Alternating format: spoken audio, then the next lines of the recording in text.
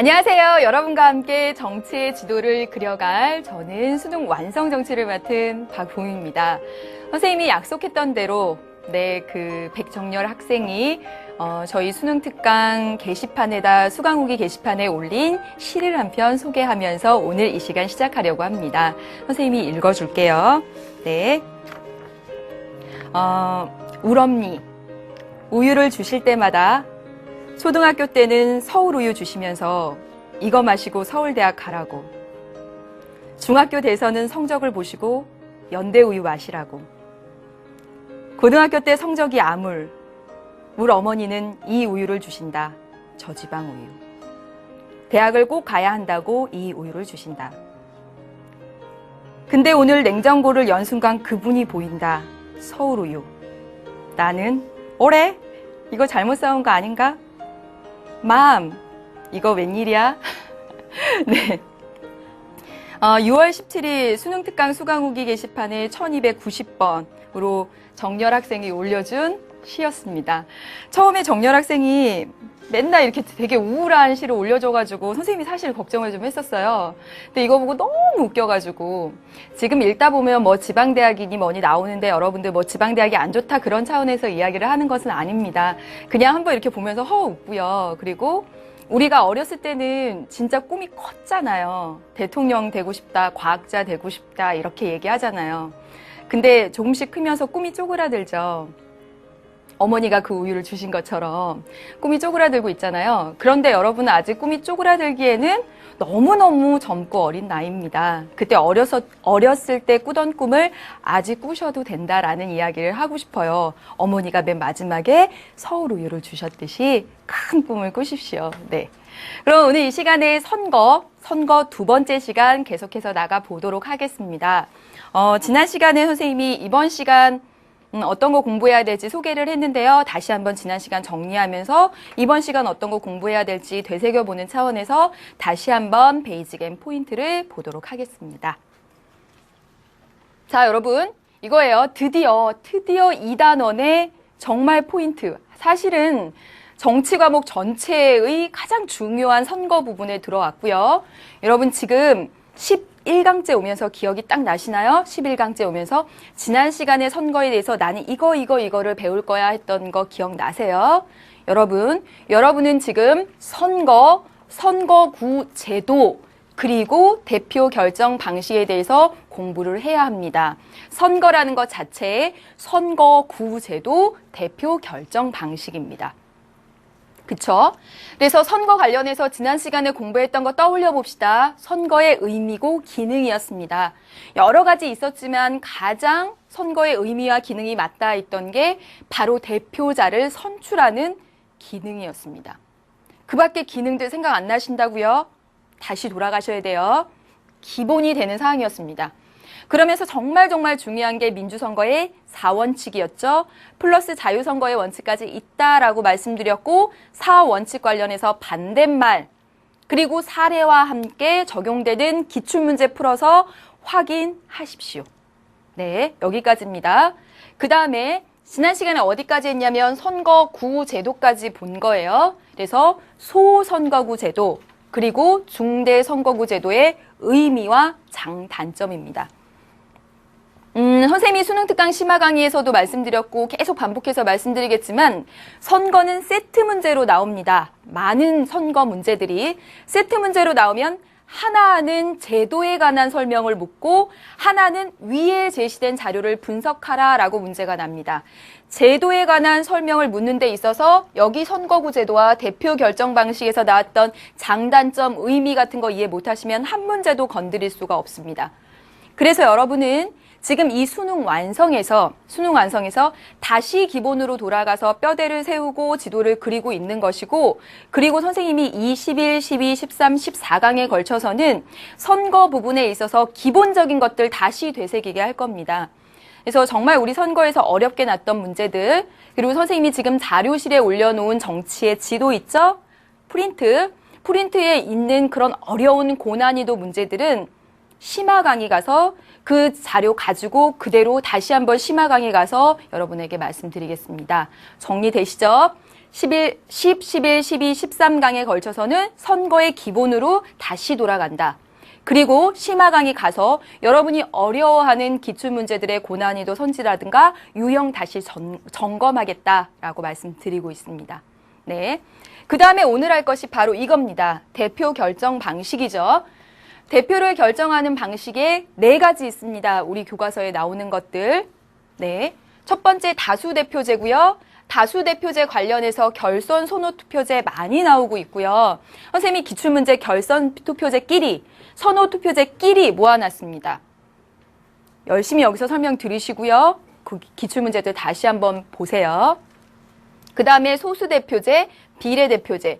직능대표제는 선생님이 B라고 표시를 했습니다. 직능대표제 용어 정리만 아시면 되시고요. 직능대표제로 인한 장단점이라든가 어떤 방식으로 한다든가 라는 것은 여러분 알지 않으셔도 됩니다. 그래서 대표 결정 방식 오늘 너무너무 중요한 거 하는데 다수대표제, 소수대표제, 비례대표제 그리고 결선 선호투표제 관련해서 우리 교재에 있는 심화 자료 보면서 말씀을 드리도록 하겠습니다. 네, 오늘 공부할 내용 지난 시간부터 이어서 크게 생각하는 거야. 선거로 들어왔습니다. 선거란 민주선거의 4원칙, 선거구 제도, 그리고 대표 결정 방식입니다. 대표 결정 방식 4가지 있지만 그중에 3가지 중심으로 살펴보겠다라고 말씀드렸어요. 기본에 충실하겠다. 기본에 충실하셔야 돼요. 네, 다시 다음으로 가겠습니다. 첫 번째, 대표 결정 방식입니다. 다수대표제와 소수대표제가 나오죠. 여러분은 이미 탐스런에서 개념 강의에서 수능 특강에서 다 공부하신 내용입니다. 다시 정리하겠다고요. 여러분 질문할게요. 다수대표제랑 정말 밀접하게 짝꿍이 되는 것이 바로 어떤 선거구제죠? 소선거구제죠. 한 선거구에서 1등한 단 한 명을 뽑는 1등한 단 한 명, 다수의 표를 얻은 사람이 대표가 되는 다수대표제와 연결이 된다. 소수대표제와 중대선거구제가 연결이 된다는 건 기본으로 알고 있어야 되는 겁니다. 그러면서 볼게요. 이 다수대표제에는 절대다수대표제와 상대다수대표제가 있습니다. 선생님이 라이브 클래스에서 7월 10일 수능 특강 게시판에 가면 라이브 클래스 들어갈 수 있습니다. 거기 가서 선생님이 사례와 함께 절대다수대표제, 상대다수대표제를 설명했습니다. 시사 이슈와 함께. 여러분 정치 과목의 특징을 보면요. 현재 벌어지고 있는 시사 이슈를 활용해서 낸 문제들이 상당히 많습니다. 그렇기 때문에 여러분들이 마음의 여유를 가지시고 그 라이브 클래스에서 실제 신문 기사 속에서 절대다수대표제, 상대다수대표제 끌어냈던 그 설명을 한번 참조하시면 좋을 것 같고요. 다수대표제에는 절대다수대표제와 상대다수대표제가 있는데 절대적으로 많은 수를 획득한 사람이 대표가 된다라는 것입니다. 절대적으로 많은 수, 다시 말하면 과반수 이상이 돼야지만 대표가 된다라는 것이죠. 평창의 동계올림픽 선정이 바로 이것이었습니다. 그쵸? 근데 상대 다수 대표제는 뭐냐면 다른 사람보다 상대적으로 한 표라도 더 많으면 되는 거예요. 한 표라도 더 많으면. 현재 우리나라 국회의원, 대통령 선출할 때 이 대표 결정 방식을 채택하고 있습니다. 한 표라도 더 많으면 상대적으로 많은 표를 얻은 사람이 대표가 되는 것이죠. 그쵸? 그 다음에 여기로 넘어오겠습니다. 소수대표제 어떤 선거구제랑 짝을 짓는다고요? 중대선거구제랑. 그쵸? 적은 표를 얻어도 대표가 될 수 있다라는 소리입니다. 그래서 읽어보면 한 선거구에서 2사람 이상을 선출하는데 득표순으로 일정 수가 당선되는 제도입니다. 한 선거구에서 3명 선출하면 1등한 사람, 2등한 사람, 3등한 사람까지 대표가 된다라는 이야기죠. 그렇죠, 여러분? 그래서 우리나라에서 현재 거의 많은 선거가 다수대표제 중에서도 상대다수대표제 하고 있는데 이것만은 소수대표제 하고 있습니다. 뭐죠? 물론 다음 시간에랑 얘기하게 될 텐데 바로 여러분 뭐죠? 지방선거에서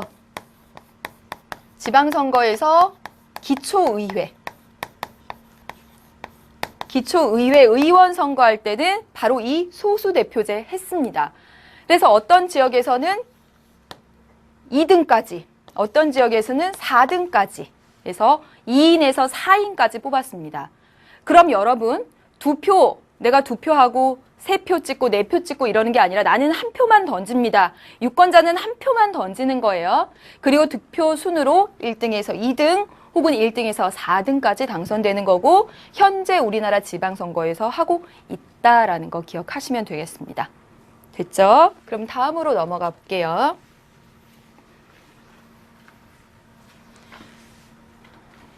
다수대표제 관련해서 우리 결선투표제와 선호투표제, 여러분 50페이지의 심화자료 2번째로 나와 있습니다.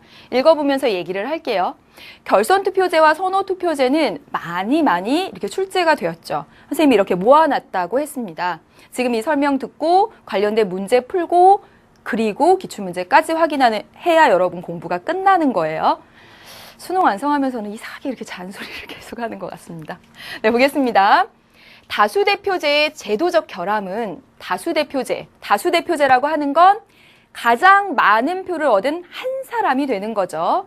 제도적 결함은 단순히 최다 득표자를 당선자로 결정하기 때문에 선거구민의 의사가 대표기구 구성에 왜곡되어 나타난다는 문제가 있다라는 거예요. 어떻게 왜곡되는지 한번 볼게요. 예컨대 4명의 후보자가 각각 29%, 28%, 27%, 16%의 득표율을 기록했을 경우 완전 박빙이었네요. 그쵸?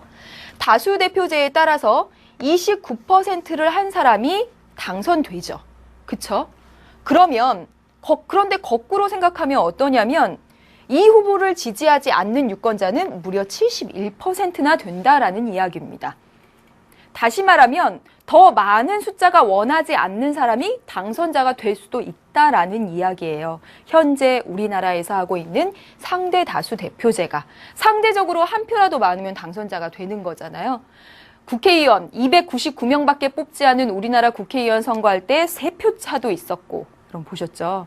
정말 이건 반장 선거보다 더한 거였잖아요. 그렇죠?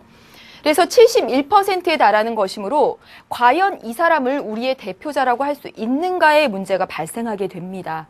그래서 이러한 다수대표제의 문제를 보완하기 위해서 고안된 제도가 바로 결선투표제와 선호투표제입니다. 여러분, 그래서 결선투표제와 선호투표제의 목적은 꼭 기억하세요. 보다 더 많은 사람들이 원하는 진정한 대표를 뽑자라는 것입니다. 즉, 대표성을 강화하는 데 목적이 있습니다. 29%가 좋아하는 사람이 아니라 이왕이면 더 많은 사람이 좋아하는 사람, 그 사람이 대표가 돼야지 바람직한 것이죠. 대표성 강화의 목적이 있다라고 말씀을 드렸습니다. 넘겨볼게요. 결선투표제는 투표를 했어요. 그래서 과반수 득표자가 나타나면 되는 거야. 끝나요. 그런데 과반수 득표자가 없는 경우에 한해 2차 투표를 하는 겁니다. 지금 여기 설명보다 선생님이 더 이제 설명을 말로 해볼게요. 2차 투표를 하는 거예요. 1차 투표에서 여러분 평창을 보니까 잘 아시죠? 평창을. 우리가 그 전에 2번이나 떨어졌던 이유가 뭐였다고요? 1차 투표에서 1위를 했으나 과반수를 못한 거예요. 그쵸? 그래서 1등하고 2등, 1차 투표에서 1등하고 2등을 데리고 2차 투표를 하는 겁니다. 이제 2명을 데리고 2차 투표를 하는 거지. 예, 동계올림픽 선전지 같으면 2도시를 가지고 2차 투표를 하는 겁니다. 그래서 2차 투표를 하게 되면 2도시, 2명 데리고 하니까 과반수 득표자가 나타날 수 있게 되죠. 그쵸? 그래서 이렇게 하게 되면 대표성이 커집니다. 맞습니까, 여러분? 보다 더 많은 사람이 원하는 그런 도시, 그런 후보가 당선이 되게 되죠. 그런데 이 방법에 문제점도 있습니다. 알아두세요, 여러분.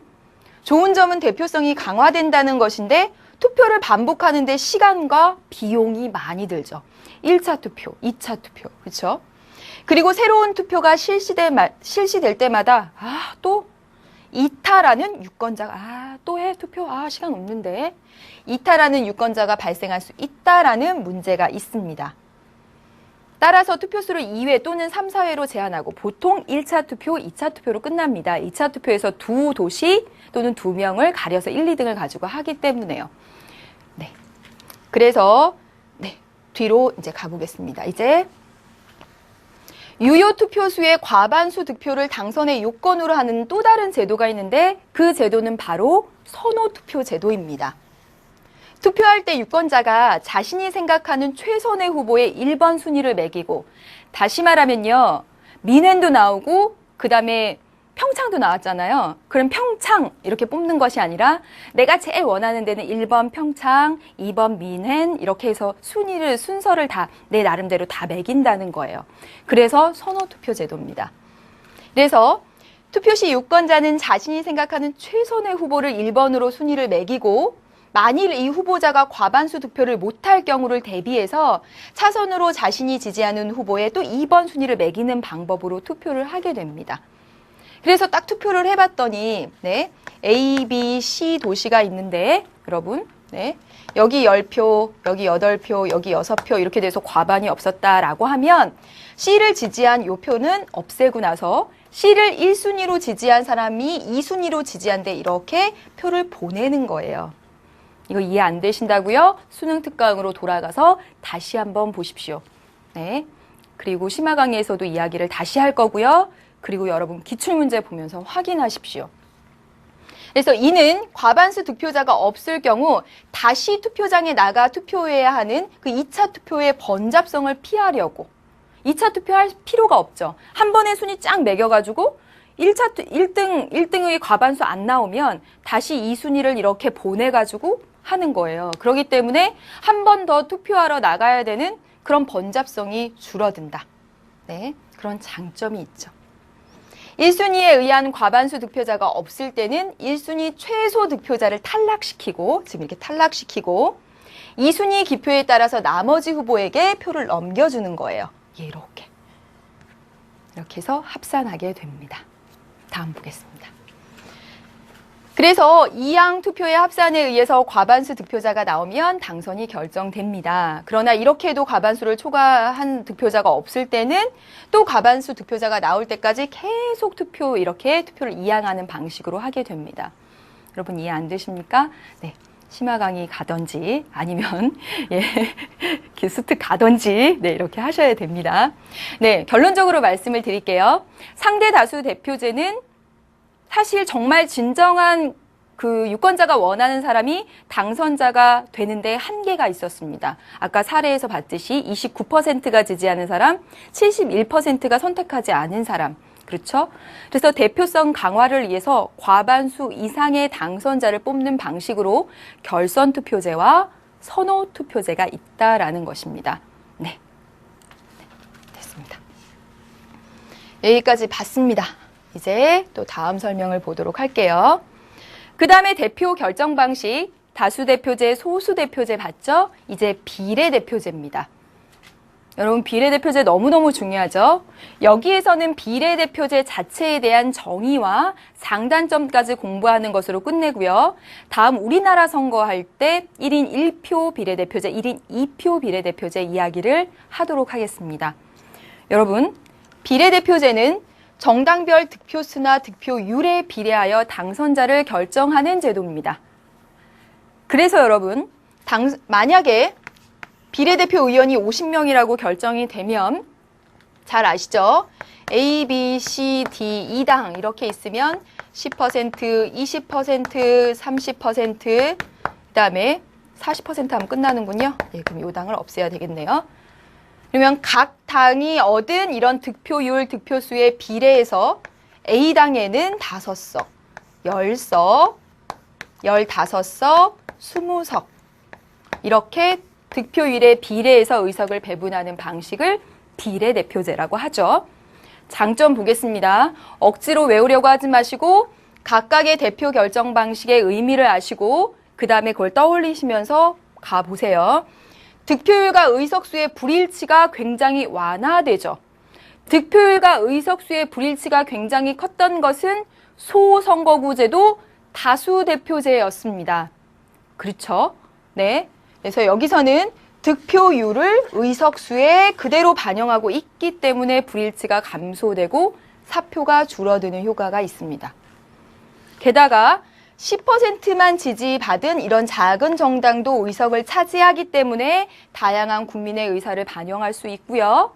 작은 정당도 당선 기회를 가질 수 있습니다. 후보자의 선거 비용이 절감되죠? 그쵸? 네. 따로 가서 막 이렇게 선거 운동하거나 그럴 필요 없잖아요. 그다음에 정당 정치가 발전한다라고 되어 있습니다. 여러분 왜요? 정당이 기준이 되죠. 배분하는 데 있어서. 그렇죠? 그다음에 단점을 보겠습니다. 단점은 보시면 작은 정당도 의석을 차지하게 돼서 작은 정당도 막 등장하게 되니까 상대적으로 전국이 불안정할 우려가 있다라는 겁니다. 게다가 이렇게 지금은 이렇게 아주 간단히 이렇게 방식이 정해졌는데요. 이렇게 의석이 정해졌는데 사실 비례대표의 의석을 배분하는 방식은 정말 많고 다양하고 복잡합니다. 그래서 선거 비용이 적게 드는 대신에 투표 방법이나 당선자를 결정하는 그 방식이 복잡하다라는 단점이 있죠. 그 다음에 여러분 비례대표는 1번부터 딱 이렇게 순위가 매기게 되는데 1번이 되면 당선될 가능성이 많은데 1번은 정당 간부 또는 정당 간부랑 친한 사람 이런 사람이 차지하게 돼서 정당 간부의 특권화를 조장할 우려가 있다라는 거죠. 네, 여기까지입니다. 가장 기본적인 것들 했습니다. 자, 여러분 머릿속에 대표 결정 방식 지금 했습니다. 대표 결정 방식 했습니다. 다수, 소수, 비례대표제 봤습니다. 다수 대표제, 상대다수 대표제에 문제가 있기 때문에 한 표라도 더 얻은 사람이 당선자가 되는 그 방식에 문제가 있기 때문에 과반수를 요건으로 하는 결선투표제나 선호투표제가 나왔다. 지금 줄거리 이야기하고 있는 겁니다. 결선투표제, 선호투표제 반드시 이해해 두시고요. 이번 3월, 4월 교육청 문제에서도 나왔습니다. 3월이었는지 4월이었는지. 네, 그리고 비례대표제의 장단점, 기본입니다. 기본. 네, 여기까지 지금 살펴봤습니다. 하나만 볼게요. 자료 분석이요. 지금 여러분 교재에 자료 분석, 선거구 제도의 변화 분석이라고 해서 여러분 몇 페이지에 있냐면요. 49페이지에 있습니다.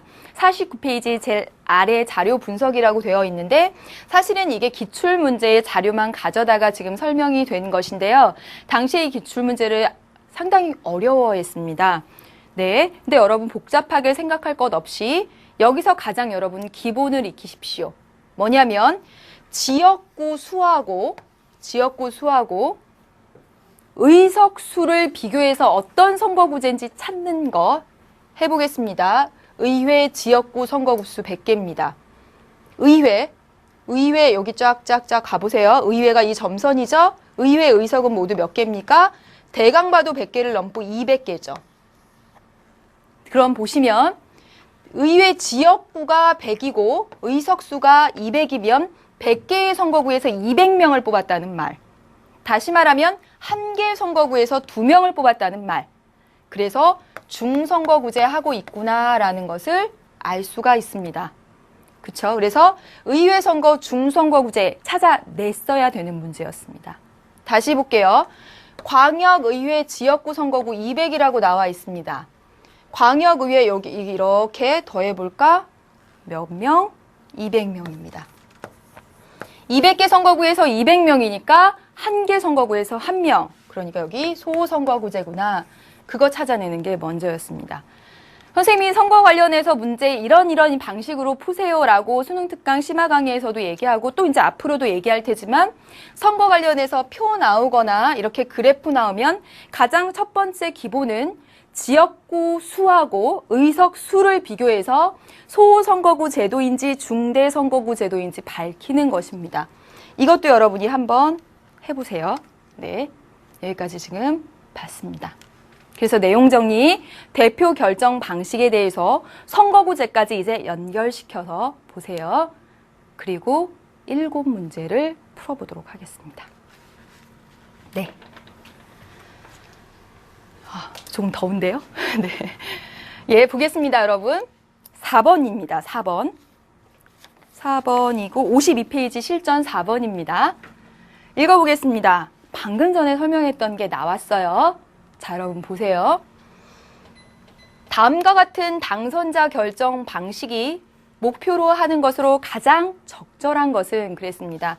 여러분 지금 좀 작아서 안 보일 수도 있지만 여러분 교재 다 갖고 계시잖아요. 자, 보겠습니다. 유권자는 투표지에 기록된 후보들 가운데서 자신이 가장 적임자라고 생각하는 후보자를 1번 1순위, 그 다음에 차선의 후보를 2순위, 그 다음 후보를 3번 하는 식으로 모든 후보에게 순위를 매기는 방법으로 투표한다라고 했습니다. 여러분 이 선거 방식은 바로 선호투표제죠.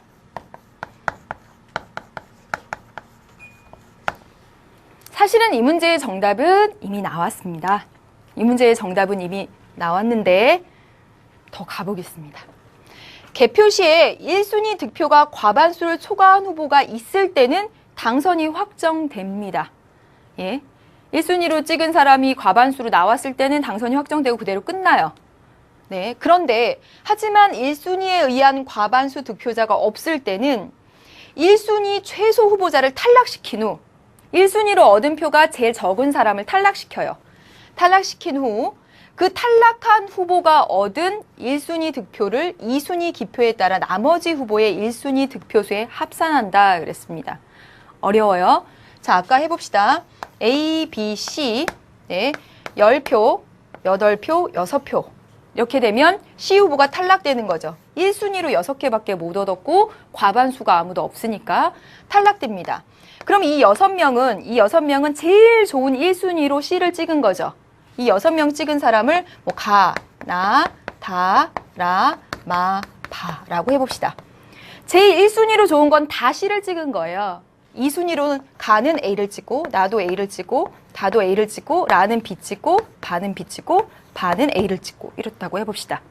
그럼 어떻게 보내는 거야? C는 탈락되고 C를 좋다고 한 이 6명 가운데 A 좋다고 한 사람이 두 번째로 A 좋다고 한 사람한테 여기한테 이렇게 4표를 보내는 겁니다. 그렇죠? 그리고 B 좋다고 한 2표를 이렇게 보내는 거예요. 되셨습니까? 바로 이 방식입니다. 이것이 바로 선호투표제 방식이고 바로 지금 설명한 내용이에요. 탈락한 후보가 얻은 1순위 득표를 2순위 기표에 따라 나머지 후보의 1순위 득표수에 더해준다라는 겁니다. 지금 한 거 이해되셨죠? 예. 합산한 결과 과반수 득표자가 나오면 당선자가 결정됩니다. 그러나 과반수를 초과한 득표자가 없을 때는 과반수 득표자가 나올 때까지 동일한 절차에 따라 투표 이항을 계속한다라는 거죠. 만약에 D가 7표면 또 D를 탈락시키고 이렇게 또 보내는 거야. 이렇게. 되셨죠? 이렇게 하는 이유, 과반수가 나올 때까지 하는데 여기 초점이 있습니다. 과반수가 나올 때까지. 결론적으로 목적은 대표성 강화지요. 그쵸?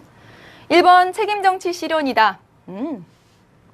예, 2번 정치적 무관심 해결 아니고 정답 공정성도 아니고요.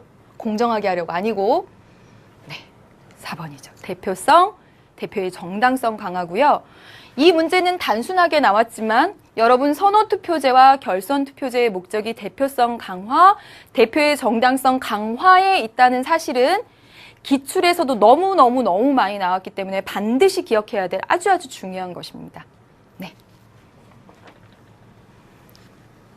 그리고 여러분 이제 더 가서 아까 우리 심화에서 봤던 것까지 기억해 주세요. 선호투표 하면 되게 복잡하죠. 그쵸? 그런 복잡하다는 단점이 있는데 한 번의 투표로 끝난다라는 장점이 있고 결선투표는 대표성이 강화된다는 장점이 있는데 한 번 가가지고 대표자가 과반수가 안 나면 또 투표하러 가야 되고 시간과 비용이 많이 든다는 단점이 있고 한 것까지 알아두시면 되겠습니다.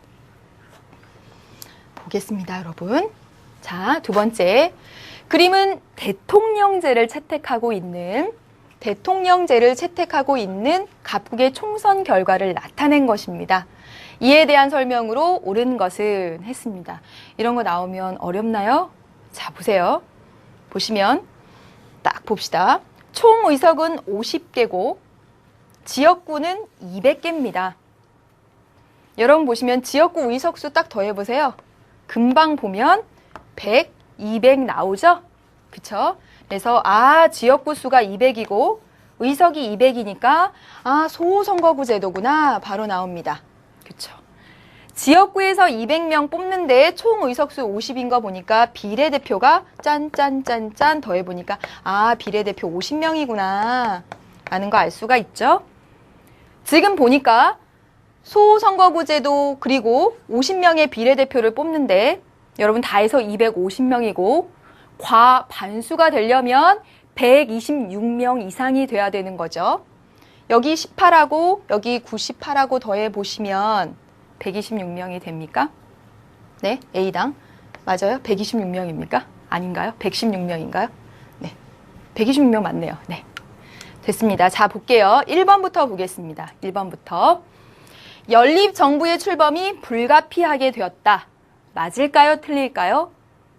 아니죠. 왜요? 여러분 자 보세요. 대통령제입니다. 대통령제는 국민이 행정부를 따로 구성합니다. 의회에서 연립하거나 지금 그럴 필요가 절대 없는 거죠. 그렇죠? 아닙니다. 그다음에 2번. 여대야소 현상이 나타난다 그랬습니다. 여당은 크고 야당은 작은 현상이 나타난다.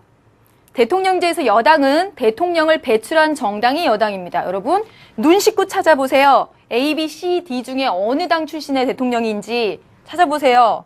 안 나와 있네. 어디가 여당인지 어디가 야당인지 알 수 없습니다. 네. 3번. C당은 지역구 의석 점유율에 비례하여 지역구 의석 점유율이 비례대표 의석 점유율보다 높다 그랬습니다. 여러분 잘 보세요. C당의 지역구 의석 점유율을 봅시다. C당은요. 모두 200석 가운데서 30석을 차지하고 있죠. 그쵸? 율이라고 했잖아요. 퍼센트잖아요. 퍼센트는 100이 기준이죠. 100을 기준으로 다시 이걸 만들어 봅시다. 100분의 15가 되죠? 그쵸? 그러면 C당의 의석 점유율은 15%입니다. 지역구 의석 점유율은. 근데 비례대표 의석 점유율을 한번 볼까요? 비례대표 의석 점유율 보니까 전체 50석 중에 C당은 14석이죠. 기준을 100으로 맞추라 그랬죠? 율이니까. 그러면 100이면 28입니다. 그쵸? 28%가 되네요. 다시 말하면 지역구 의석 점유율 15%가 비례대표 의석 점유율 18%보다 높다? 아니지. 여기서 더 점유율이 높죠? 몇 퍼센트? 28%입니다. 그렇죠? 틀렸습니다. 다음이요. 비례대표 의석 배분은 이 비례대표 의석 배분은 지역구 의석 점유율에 비례하여 배분하였다. 여러분 지금 바로 나왔습니다. 지금 비례대표 의석 배분이 이거 기준으로 했대. 자 보세요. C당 여기가 15%지. 지역구에서 15%면 그대로 배분하면 여기서도 15% 했어야 되잖아. 아니죠. 그쵸? 28%네. 똑같네. 그쵸? 여기 4%, 50명의 4%면 2석 맞네요. 다시 말하면 비례대표 의석 배분은 지역구 득표율에 비례해서 했음을 알 수가 있습니다. 더군다나 뭐만 보면 돼요? 이 모양새 봐봐. 이렇게 꺾여져 있는. 비슷하잖아요. 이렇게. 이거에 비례해서 했다는 얘기입니다. 이거에 비례해서 한 게 아니라. 그렇죠? 틀렸습니다. 5번 보겠습니다.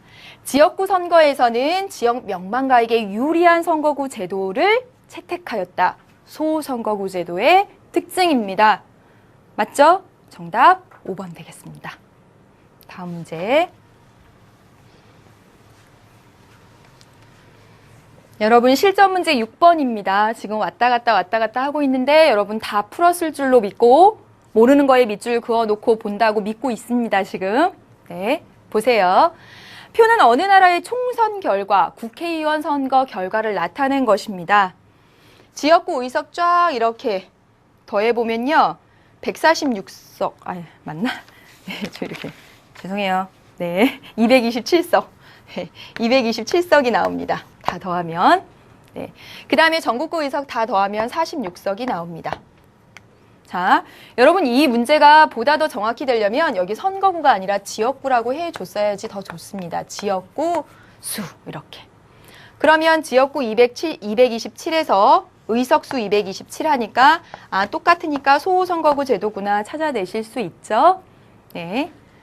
그 다음에 자 보세요. 과반수를 차지한 정당이 있나요? 과반수를 차지한 정당이 없죠. 그쵸? 227에 반에 안 미치고 46에 반이 안 됩니다. 그러니까 가장 큰 정당도 과반이 안 된다는 것까지 확인할 수 있습니다. 보겠습니다. A당은 단독으로 법률안을 통과시킬 수 없죠. 과반이 안 되죠. 네. 소수 정당에게 유리한 선거구 제도 채택했나요? 소선거구 제도입니다. 아니죠. 네. 야당 간의 연합으로 여당의 독주를 견제할 수 있다. 여러분, 어디 여당이고 어디 야당입니까? 모르겠죠. 그렇죠? 몰라요. 여당과 야당을 구분할 수가 없습니다. 네.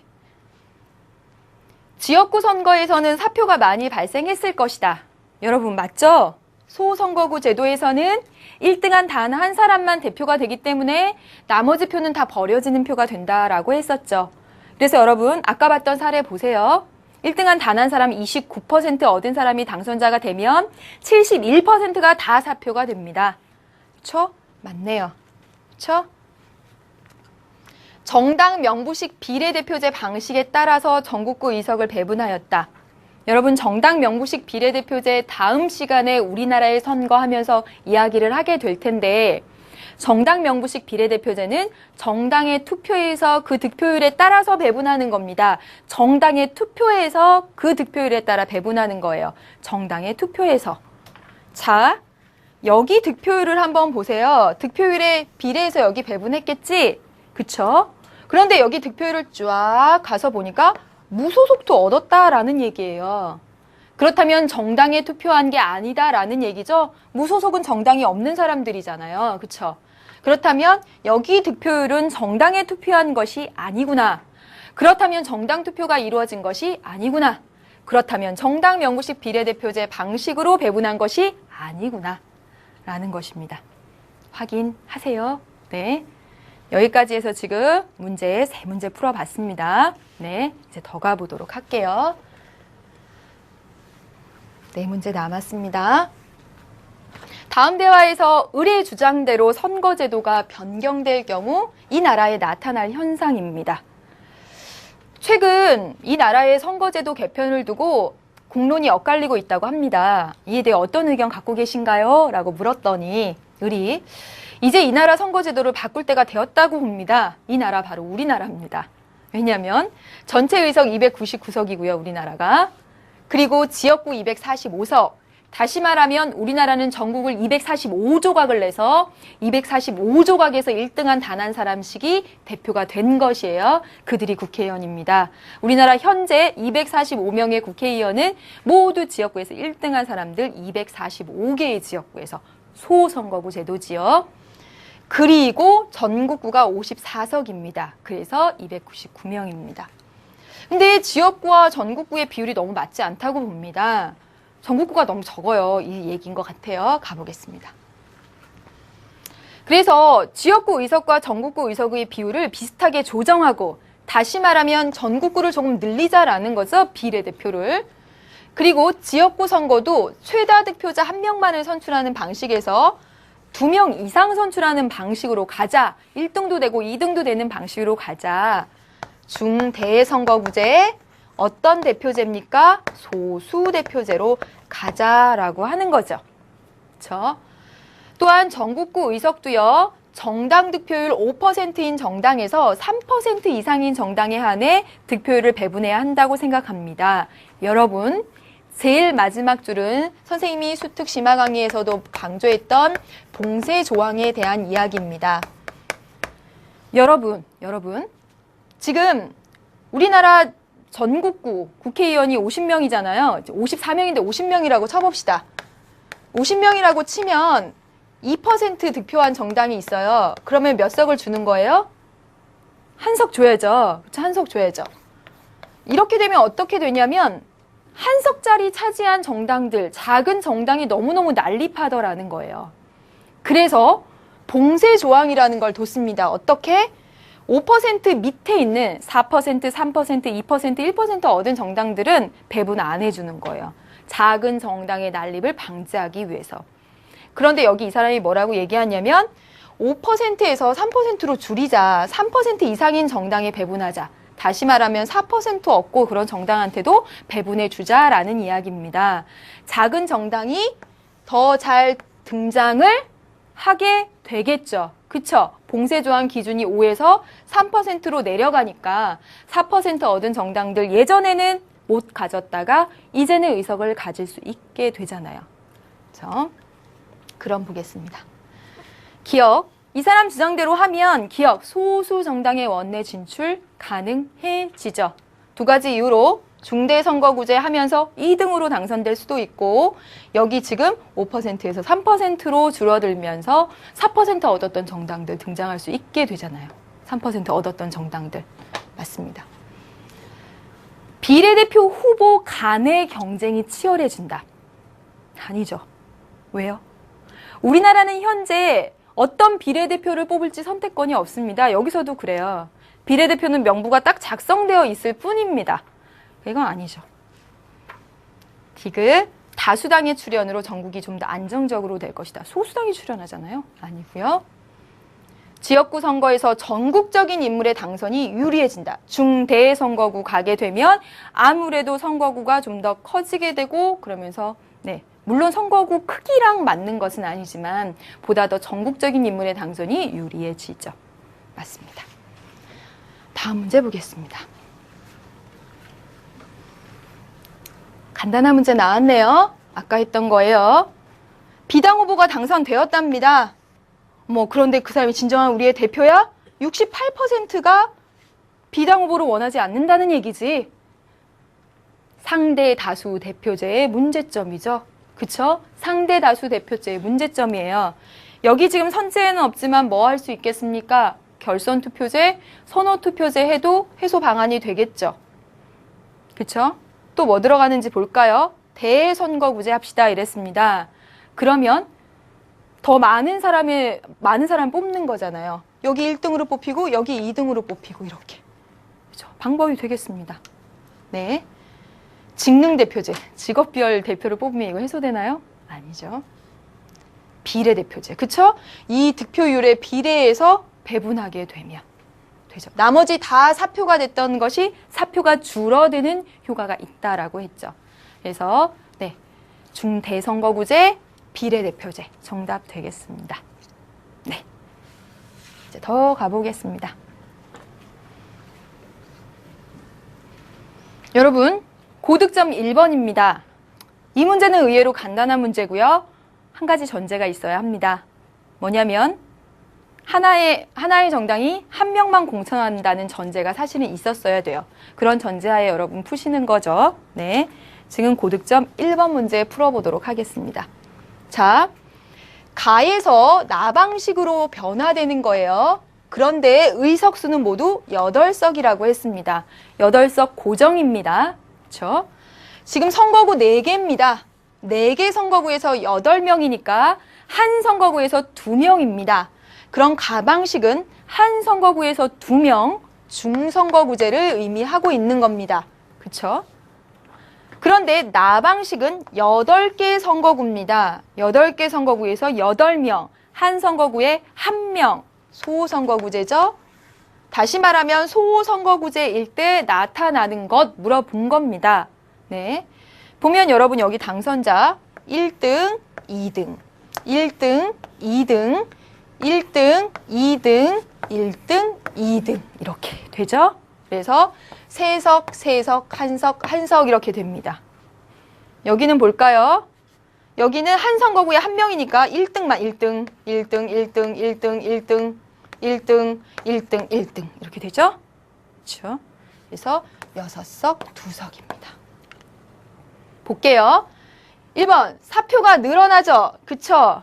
1등 빼고 나머지 다 사표. 맞습니다. 선거 결과가 A정당이 유리해지네요. 맞습니다. 군소정당 난립, 안 난립했는데요. 여기가 작은 정당들 나타나죠? 그쵸? 3번이 틀렸습니다. 4번, 유권자의 의사가 투표 결과에 왜곡되어서 반영되죠. 유권자가 좋아하는 정당들 다 사표로 돼서 간발의 차로 2등하면서 떨어져 버리잖아요. 그렇죠? 10표 차, 10표 차로 왜곡되죠. 지역적 인물의 당선이 용이하며 신진 인사의 진출이 어려워지죠. 왜요? 한 선거구에 1등한 한 명만 뽑으니까. 네, 정답 3번입니다. 다음 보겠습니다. 민주주의에 대한 갑과 을에 대합니다. 이 문제 어려우셨나요? 자, 보겠습니다. 민주주의는 시민의 의사를 고루 대표해야 한다고 생각한대요. 골고루 대표해야. A 의견이 있으면 A 의견을 반영하는 정당, B 의견이 있으면 B 의견 반영하는 정당, C, D, E, F, G 정말 다양한 의견이 있으면 이걸 반영하는 정당들이 다 이렇게 나타나야 된다라는 이야기입니다. 여기서는요. 그래서 자신의 의견에 가장 가까운 후보를 선택할 수 있어야 한다는 것이죠. 이랬어요. 근데 여기는 보세요. 저는요, 민주주의는 다수 시민의 의사를 대표해야 한다고 생각해요. 다시 말해서 다수의 선거인들이 선택한 정부가 일할 수 있도록 해야 된다는 것입니다. 다시 말하면 사람들이 여러 개 등장한 정당들이 있지만 그중에서 이 정당을 가장 많이 지지했다면 이 정당이 일해야 된다고 생각해요. 큰 정당이요. 다수가 지지한 정당이요. 다른 얘기죠. 고루 대표해야 한다. 동그라미 의견, 세모 의견, 별표 의견, V표 의견 다 대표해야 된다라는 게 갑의 의견이라면. 그럼 갑의 의견과 관련된 진술을 고르라고 했습니다. 갑의 의견, 고루 모든 의사들을 대표해야 된다라는 것입니다. 여러분, 기억, 다수대표제를 도입해야 된다. 다수대표제는 1등한 단 한 사람만 대표가 되는 거죠. 1등한 사람만 대표가 되는 겁니다. 여기 을이죠. 그렇죠? 가급적 많은 수의 정당이 있어야 합니다. 왜요? 많은 시민의 의사를 고루 대변해야 되니까. 맞죠? 디귿. 정당의 의석은요, 득표율과 일치해야 합니다. 그래서 이 정당이, 사람들이 이 정당을 많이 뽑았으면 40%만큼 이 정당이 나타나고, G 정당이 조금 지지했으면 그럼 1%만큼 나타나고, 득표율은 지지율에 비례해서 그대로, 정당의 의석은 득표율에 비례해서 그대로 쭉 이렇게 맞습니다. 리을. 양당제도, 미국과 영국과 같은 제도, 양당제도에 보다 부합하는 것은 이거라고 볼 수가 있죠. 이건 다당제와 부합하죠? 가부. 그래서 니은 디귿이 정답이 되겠습니다. 네, 마지막 정리입니다. 오늘 여러분 선거했습니다. 지난 시간, 이번 시간에서 선거를 했습니다. 그래서 여러분, 첫 번째 선거의 의미와 기능입니다. 생각나시죠? 선거의 의미와 기능. 그렇죠? 대표자 선출 이외에 점점점. 민주선거의 4원칙 4개 있습니다. 플러스 하나 자유선거의 원칙도 있었죠? 기억나시죠? 그 다음에 오늘 문제 풀면서 했던 거 선거구 제도 그리고 대표 결정 방식 봤습니다. 선거구 제도와 대표 결정 방식 짝지으시고 오늘 했던 것 중에 다수대표제, 상대다수대표제의 문제점 때문에 나타난 다양한 결선투표제, 선호투표제 얘기도 했고요. 표 분석하는 것도 봤습니다. 네, 여기까지 했고요. 다음 시간에 우리나라 선거와 공정한 선거를 위한 제도에 대해서 또 다시 이야기를 해보도록 하겠습니다. 오늘도 너무너무 수고 많으셨습니다, 여러분. 안녕.